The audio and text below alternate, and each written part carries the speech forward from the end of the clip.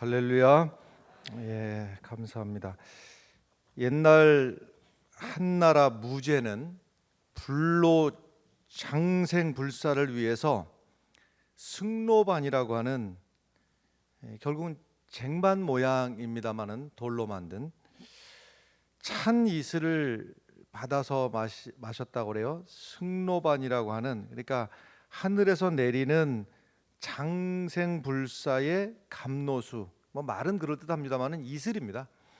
그것을 받아서 마셨다고 그래요. 진나라의 시황제, 늙지 않고 죽지 않는 불로초를 구하기 위해서 동남 동녀 500명을 동방 삼신산에 보냈다고 그러는데, 결국은 그 삼신산이 우리나라 금강산인데, 그렇게 사람을 500명씩이나 보내서 늙지도 않고 죽지도 않는 약을 구해오라고 했는데, 결국 그런 약을 구했다는 소리는 없고, 진시황이 49살에 결국은 사망을 하게 됩니다. 늙지도 않고 죽지도 않는 이 죽음의 문제를 어떻게 하면 해결할까 관심을 갖고 애를 쓰고 한 사람들이 많이 있으나, 우리 인류에 찾아온 이 죽음의 문제는 오직 한 가지 방법밖에 없는데, 다행스럽게도 여러분이나 저나 그 한 가지 방법을 알기도 하고 믿기도 하는 겁니다. 그것이 바로 우리가 죽지 않고 죽음의 문제를 이기고 승리할 수 있는 비결은 오직 예수 그리스도의 십자가와 예수 그리스도의 부활입니다. 할렐루야. 이 사실이 우리 귀에 들려졌다고 하는 것이 축복이고, 첫 번째는 우리 귀에 들려졌으나, 그 소식을 들었으나 예수 그리스도의 십자가로 말미암아서 부활하신 예수 그리스도를 믿기만 하면 죽음의 문제를 이기고 영생할 수 있다고 하는 이 사실을 들었지만 믿지 않는 사람들도 다수일 터인데, 그 사실이 내가 믿어진 것도 하나님의 은혜요, 하나님의 축복입니다. 예수 그리스도의 십자가와 부활 소식이 내 귀에 들려진 것이 축복이고, 그 사실이 믿어진 것이 축복이고, 할렐루야. 여러분, 기독교는 생명의 종교, 부활의 종교입니다. 우리의 구원을 완성하시기 위해서 예수님께서 부활하셨는데, 예수님이 부활하신 것은 사실입니다. 팩트입니다. 역사적인 사실이라 이 말이에요. 그런데 예수님의 부활을 믿지 아니하고 의도적으로 예수님의 부활을 거짓이라고 퍼뜨리는 세력들도 역사적으로 많이 있었습니다. 여러 가지 설들을, 말 그대로 설들입니다. 설들을 퍼뜨리면서 예수님의 부활이 거짓이라고 주장하는 시도들이 많이 있었는데, 예를 들면 예수님의 제자들이 예수님은 부활을 안 했으나 거짓 소문으로다가 여기저기 다니면서 예수님 부활하셨다, 예수님 부활하셨다, 거짓으로 예수님의 부활을 퍼뜨렸다 하는 주장이 허위설이라고 하는데요, 이러한 주장도 있어요. 또 그런가 하면 예수님의 부활을 처음 본 여인들이 너무 당황한 나머지 예수님의 무덤을 똑바로 알지 못하고 옆에 있는 빈 무덤을 잘못 보고 예수님 부활했다, 이렇게 착각을 했다고 하는 무덤 오인설도 또 퍼뜨리기도 하고 했습니다. 또 그런가 하면 예수님이 십자가에서 잠깐 깜빡 기절을 했다가 예수님이 깨어났다, 이건 죽었다 부활한 게 아니라 기절을 했다가 깨어난 것이다 라고 하는 그런 기절설도 있고, 또 제자들과 여인들이 너무 예수님이 그리워가지고 그냥 헛것을 봤다. 헛것을 보고서는 환상을 봤다. 이렇게 말하는 환상설도 있는데, 여러분 별의별 예수 그리스도의 부활에 대해서 잘못된 거짓된 그런 주장을 하는 시도들이 역사적으로 숱하게 많이 있었습니다. 숱한 여러 가지 거짓된 설들이 있었으나 그 모든 것들이 헛되고 헛될 수밖에 없었던 것은 무엇인가 하면 예수 그리스도의 부활은 역사적인 사실이기 때문에 그렇습니다. 여러분.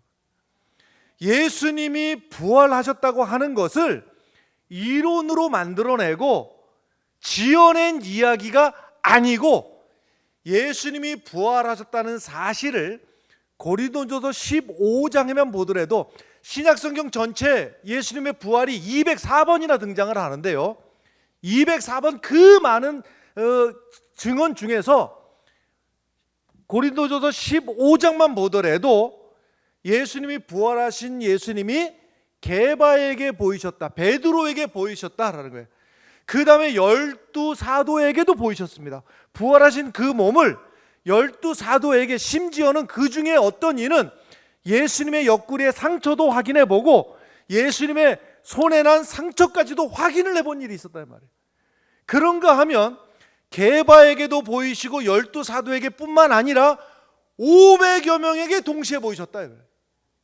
이게 역사적인 사실입니다, 여러분. 그러니까 누가 뭐 지어낸 얘기나 그렇다더라라는 소문이 아니고 예수님의 부활하신 몸을 직접 본 사람들이 이렇게 많이 있는 거예요. 할렐루야. 그러니 예수님이 부활하셨다는 사실은 역사적인 사실, 역사적인 팩트라고 하는 것을 우리가 믿으시기 바랍니다. 이 부활의 사실이 내가 사실적으로 믿어질 때 내 신앙에 기쁨이 있고 내 신앙에 소망이 넘치게 되는 겁니다. 예수 믿노라 하고 교회 다닌다고 하면서도 이 부활이 사실적으로 믿어지는 사람과 그렇지 않은 사람과는 하늘과 땅 차이. 예수님의 부활이 내 마음속에 진실되게 믿어지고, 그래서 내 삶에 예수의 부활이 내게도 현실이 되고 내게도 능력이 되고 내게도 소망이 되기를 간절히 바라요. 이 세상에 보면 무덤을 자랑하는 종교들 많습니다. 그래서 우리 여기에 무덤이 우리 아무개가 여기 묻히신 무덤이라고 무덤을 내세우는 종교들이 많아요. 이슬람이 대표적이에요. 마호멧의 무덤이 순례객들이 늘 와서 참배하고, 여러분 그 무덤은 죽은 자의 무덤인 거예요. 또 그런가 하면요, 또 죽을 때 모습을 그대로 보존을 해가지고 그런 경우들도 있잖아요. 많이 있어요. 예를 들면 레닌, 모택동, 호치민, 김일성 이런 유들 말이죠. 그걸 갖다가 그 방부제를 처리를 해갖고 그것을 죽을 때 모습 그대로다가 보존을 하고 있는데, 보면 어떻습니까, 여러분? TV 화면에서라도 이따금 볼 일이 있는데 보게 되면 불쌍하지 않습니까, 여러분? 참 죽는 것도 옳게 못 죽는구나.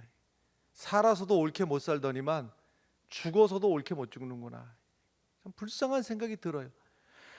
아무리 돈을 들여갖고 방부 처리를 해갖고 그 시신을 보존한다 해도 결국 죽은 시신입니다. 죽은 자의 시신이에요. 칼 바르트라고 하는 신학자가 있어요. 이분이 부활절, 성탄절 이 설교는 길게 할 필요가 없다 이랬어요. 무슨 말씀인가 하면 이분의 말이 이래요. 부활절과 성탄절의 설교는 짧으면 짧을수록 좋다. 왜 그런가 하면 예수님이 이 땅에 오신 것, 예수님이 부활하신 것은 사실이기 때문에 길게 설명할 필요가 없다 이 말이에요. 할렐루야. 길게 설명할 일이 아니라는 거예요. 예수님이 이 땅에 오신 게 사실이고 죽으신 게 사실이고 부활하신 게 사실인데 뭘 더 얘기하냐 말이에요. 할렐루야. 고린도전서 15장 17절의 말씀에 보면 그리스도께서 다시 살아나신 일이 없으면 너희의 믿음도 헛되고 너희가 여전히 죄 가운데 있을 것이요 또한 그리스도 안에서 잠자는 자도 망하였으리니 만일 그리스도 안에서 우리가 바라는 것이 다만 이 세상의 삶뿐이면 모든 사람 가운데 우리가 더욱 불쌍한 자이리라. 할렐루야. 우리가 믿는 기독교 신앙에서 부활만 빼놓고 우리가 믿는다고 하면 우리가 세상에서 제일 불쌍한 사람들이라는 얘기예요. 부활의 신앙이 있기 때문에 우리의 믿음에 의미가 있는 것이고 우리가 믿을 이유가 있는 것이고 믿어야만 되는 겁니다. 예수님의 부활은 어떤 의미가 있는가? 예수님의 부활은 이 세상을 이기신 사건입니다. 이 세상에서 예수님하고 관계가 보면 예수님이 잡혀가실 때 이렇게 초라하실 수가 없고 이렇게 약하실 수가 없고 어떻게 말 한마디 못 해보고 저항 한 번은 못 해보고 따져보지도 않고 무기력하게 잡혀가시는 거예요. 너무나 불쌍한 모습으로 잡혀가시는 거예요. 예수님이 죽으시는 것도 보면 저항도 한번 못 해보고 비참하게 죽어가는 거예요. 비참하게. 예수님 죽으실 때 예수님을 변호해 주는 사람도 없고 예수님의 편을 들어주는 사람도 없고 없어요. 다 도망가 버리고 예수님 혼자서 아무도 편이 되어주질 못하고 혼자서 죽어가시는 거예요. 그래서 예수님의 십자가는 예수님의 죽어가시는 모습을 보면 이 세상이 승리한 것 같고 악의 무리들이 승리한 것 같고 유대인들이 승리한 것처럼 보여요. 예수를 죽이라고 아우성치는 그 무리들이 이긴 것 같고 빌라도가 이긴 것처럼 보여요. 그러나 예수 그리스도의 십자가 사건 너머에 사망 권세를 이기시고 예수님이 부활하심으로 말미암아서 예수님이 세상을 이기시고 악의 무리를 이기시고 예수님께서 승리하셨다고 하는 사실을 믿으시기를 바랍니다. 요한복음 1장 10절의 말씀, 그가 세상에 계셨으며 세상은 그로 말미암아 지은 바 되었으되 세상이 그를 알지 못하였고, 세상이 예수님이 누군지를 알지 못했기 때문에 세상하고 예수님하고는 함께 할 수가 없었고, 예수님이 비록 이 땅에 오셨으나 세상이 예수님이 누군지를 알아보지를 못했어요. 요한복음 15장 18절, 세상이 너희를 미워하면 너희보다 먼저 나를 미워한 줄 알라. 세상은 예수님을 미워하고 예수 믿는 사람을 미워하도록 되어 있어요. 요한복음 16장 33절에 그러나 세상에서는 너희가 환난을 당하나 담대하라, 내가 세상을 이기었노라. 이 세상은 예수를 미워하고 예수 믿는 무리들을 미워할 수밖에 없으나 예수님이 부활하심으로 말미암아서 예수님이 이기셨고 교회로 이기게 하시고 성도들로 이기게 하신다는 사실을 믿으시기를 바랍니다. 세상의 권세들은 예수를 짓밟으려고 하고 소멸시키려고 했어요. 사울이라고 하는 유대인 청년, 나중에는 예수의 복음에 사로잡혀서 바울이 되었습니다마는 이 유대인 청년 사울은 예수를 전하는 것을 금하고 예수를 전하는 자들을 잡아 죽이려고 쫓아다녔으나 그가 예수를 죽이지 못하고 반대로 그가 부활하신 예수 앞에 엎드러져서 오히려 예수를 전하는 자가 되었어요. 네로를 비롯한 로마의 황제들은 대를 이어가면서 예수 복음을 멸하려고 교회를 씨를 말리려고 그토록 로마 제국의 모든 역량과 모든 군사들과 힘을 다해서 교회를 말살시키려고 했으나 교회는 점점 왕성하여 갔더라. 할렐루야. 왜냐하면 그리스도께서 세상을 이기시고 부활하셨기 때문에 그렇습니다. 히틀러가 예수의 씨를 말려버리려고 그토록 발악을 했으나 그가 복음을 막지를 못했습니다. 공산주의가 교회를 그토록 탄압을 해도 그리스도의 복음은 싹이 나고 전파되고 지금까지도 세상에 널리 전해지는 것이 예수 그리스도의 부활의 소식입니다. 할렐루야. 일제가 한국에 있는 교회들을 씨를 말려버리려고 그렇게 발악을 했으나 죽음은 죽으리라 하는 그 순교자들의 그 믿음은 예수께서 세상의 권세를 이기시고 부활하신 것을 믿었기 때문에 순교자의 피가 이 땅에 뿌려졌고 그 피가 오늘까지 교회를 통해서 흘러내려오고 있는 줄로 믿습니다. 요한일서 5장 4절의 말씀, 무릇 하나님께로부터 난 자마다 세상을 이기느니라. 세상을 이기는 승리는 이것이니 우리의 믿음이니라. 겉으로 보면 유대인이 이긴 것 같고 빌라도가 이길 것 같고 막 아우성치는 그 무리들이 이길 것 같지만 여러분, 예수님께서 세상의 권세를 이기시고 부활하셨으므로 우리도 담대함으로 이 세상에 살고 있지만 이 세상의 악에 굴복하지 않고 승리하는 성도들이 되시기를 간절히 축원합니다. 예수님께서 부활하신 것은 또한 죄의 권세에 대해서도 승리하셨다는 사실을 우리가 믿어야 됩니다. 우리가 참 철천지 원수 같은 이 죄의 문제, 우리의 마음의 소원으로다가는 절대로 죄를 안 짓고 싶고 죄를 멀리하고 싶지만 이 악의 파도가 이 세상에서 넘실 틈만 나면 성도들의 심령에도 넘실 되는 거예요. 우리 찬송하고 기도할 때는 간절하죠. 주님 뜻대로 살기로 했네. 제발 소원. 저의 소원이고 여러분들의 소원 아니에요. 주님 뜻대로 살기로, 주님의 뜻을 이루소서. 간절한 마음으로 찬송하고 기도하고 눈 뜨면 보이는 것이 죄가 보이고 그 죄라는 것이 참 흉측하게 뿔을 달고 흉측한 모습으로 있으면은 우리가 이길 만도 한데 이 죄의 문제는 말이죠, 먹음직도 하고 보암직도 하고 지혜롭게 할 만큼 탐스럽기도 하니까 우리의 마음이 또 죄를 향해서 스멀스멀 가는 거예요. 결국은 죄의 삭슨 사망이라 했는데, 범죄하는 영혼은 죽으리라고 했는데, 그런 줄 알면서도 이 원수 같은 죄의 문제에서 노인받았으면 좋겠는데 내 마음이 자꾸 글로 향하고 내 마음이 죄로 향하고 죄가 내게로 넘실 된다 이 말이에요. 철로 역정해 보면 기독인 그리스도인이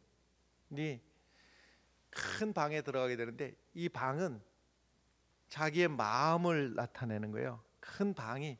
그래서 내 마음의 방, 여기를 깨끗하게 하고 싶은데 지저분한 먼지가 가득 쌓여 있는 거예요. 그래서 내 마음이 이래서는 안 되겠다, 내 마음을 정결하게 해야 되겠다 해서 빗자루를 들고 이거 쓸어내기 시작하는데, 이 빗자루는 무엇을 상징하는가 하면 법을 말하는 거예요. 법을 가지고 내 마음을 정결하게 청소를 해보려고 쓰는데, 이 먼지가 그렇게 가득 해가지고서는 도저히 견디질 못해가지고 이걸 쓸어내는데 무슨 일이 생기는가 하면 깨끗해지는 게 아니고 먼지가 펄펄 날라가지고 오히려 온 방 안에 먼지가 가득하게 되더라 이 말이에요. 무슨 말씀인가 하면 우리가 사회 질서를 위해서도 법이 필요하겠고, 하지만 이 법이 우리의 마음을 정결하게 하지 못하더라 이 말이에요. 여러분, 우리의 결심, 노력, 다짐, 어떤 방법으로도 우리의 죄의 문제를 해결할 수 있는 길이 없습니다. 여러분. 오직 한 가지, 예수 그리스도의 이 부활이 믿어지는 심령, 예수님께서 사망 권세를 이기시고 부활하신 이 사실을 믿는 믿음 위에 죄로부터 이길 수 있는 힘을 주시고 죄를 벗어날 수 있는 힘을 주신다는 사실을 믿으시기를 바라요. 레프 톨스토이의 부활이라고 하는 아주 긴 소설이 있죠. 책이 두껍습니다. 카츄샤라고 하는 한 여인이 하녀로 일을 하다가 네플류도프의 그 강제 성추행을 당하죠. 그 사건으로 말미암아서 긴 이야기가 됩니다마는 자포자기하고 인생을 그냥 막 더럽고, 그 다음부터 그냥 한번 그렇게 아픈 경험을 당하고 나니까 스스로 포기해버리는 거예요. 그래서 그 인생이 그냥 더럽고 추한 모습으로다가 얼룩져 가는 것이죠. 그런 삶을 살다가 이제 나중에는 죄의 판결을 받게 돼서 시베리아로 이제 유배를 가게 되는 겁니다. 돌이켜보면 견딜 수 없는 그런 젊은 날 18살에 성폭행이라고 하는 큰 아픔을 겪고, 돌아온 인생길이라고 하는 것은 후회스러운 일, 아픈 과거, 지울 수가 없는 이 더럽고 추한 나의 삶의 발자국들. 누가 이 여인을 회복시켜 줄 것이며 누가 이 여인에게 소망을 줄 수 있겠는가 하는 거예요. 그런데 부활의 종소리가 땡그렁 땡그렁 들릴 때에, 그 부활절날 들려오는 그 종소리에 죄에 얽매였던 카츄샤의 영혼이 부활을 하게 된다. 그 부활의 종소리를 듣고 부활하게 되며, 예수 그리스도의 부활의 사건은 이렇게 상처받고 찢겨지고 더럽혀진 영혼에게도 부활의 이 사건은 새 소망으로 피어나게 하시는 능력이 된다고 하는 사실을 여러분 믿으시기 바랍니다. 누구나가 죄의 가능성을 가지고 있어요. 그걸 원죄라고 합니다. 죄 지을 가능성, 죄를 짓고 싶은 성향이 우리에게 있어요. 그런데 그 죄를 다스리는 능력이 예수 그리스도의 부활에 있습니다. 예수님께서 이기셨습니다. 부활을 믿는 우리도 하루하루 죄로부터 이길 수 있다는 사실을 믿으시길 바랍니다. 예수님의 부활은 사망도 이기셨다는 사실을 믿으시길 바라요. 죄의 결과는 죽음인데 하나님께서 아담에게 네가 선악을 알게 하는 이 나무를 먹는 날에는, 열매를 먹는 날에는 정녕 죽으리라 그랬어요. 먹었어요. 죽게 되었어요. 인류가 경험하지 않아도 될 이 죽음의 문제가 인류에 찾아와 버렸는데, 이 죽음이라고 하는 것이 얼마나 잔인하고 눈물도 없고, 이 죽음이라고 하는 것은 3대 독자 아들까지도 데려가 버리는 게 죽음이에요. 눈에 넣어도 아프지 않고 저를 위해서라면 내 생명도 줄 것 같은 그 사랑하는 딸도 데려가 버리는 게 죽음이에요. 절천지 원수 같은, 눈물도 없고 피도 없는 것이 죽음이에요. 잘난 사람이나 못난 사람이나 누구나 이 죽음의 문제에서 벗어날 수 있는 사람이 아무도 없습니다. 아무도 없어요. 그래서 죽지 않으려고 그렇게 발버둥 쳤던 진시황도 죽고, 내 사전에 불가능이라고 없다고 큰소리치고 있던 나폴레옹도 죽어버렸고, 더 이상 정복할 땅이 없어서 안타깝다고 울었다는 알렉산더 대왕도 33살에 죽어버렸고, 그런 얘기가 실제로 가능한지, 앞으로 되어질지, 지금도 시도하고 있는지 모르겠으나 냉동인간 얘기를 해요. 지금 이만할 때는 이만큼 건강할 때, 또는 아직 죽지 않았을 때, 또는 젊을 때 급속 냉동을, 살아있는 채로 급속 냉동을 했다가 나중에 의학이 발달해서 그냥 암 같은 것은 그냥 감기약 먹듯이 하나만 먹으면 해결되는, 의학이 발전하면 그런 세월이 오지 않겠는가? 그러면 또 늙지도 않고 노화도 오지 않는 그런 기가 막힌 약이 개발될 때가 오지 않겠는가?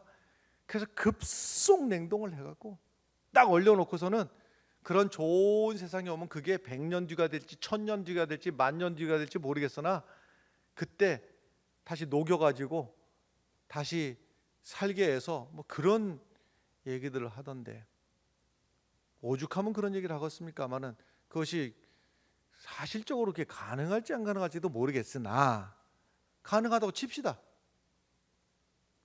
가능하면 100년 뒤, 1000년 뒤, 10,000년 뒤에 자 깨어났다고 칩시다. 대답해 보십시오. 죽겠습니까? 안 죽겠습니까?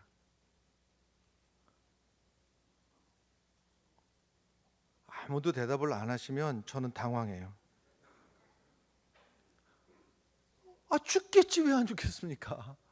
아무리 과학이 발달했다 치더라도 죽겠지. 이 죽음의 문제는 우리 인류가 벗어날 수가 없는 문제입니다.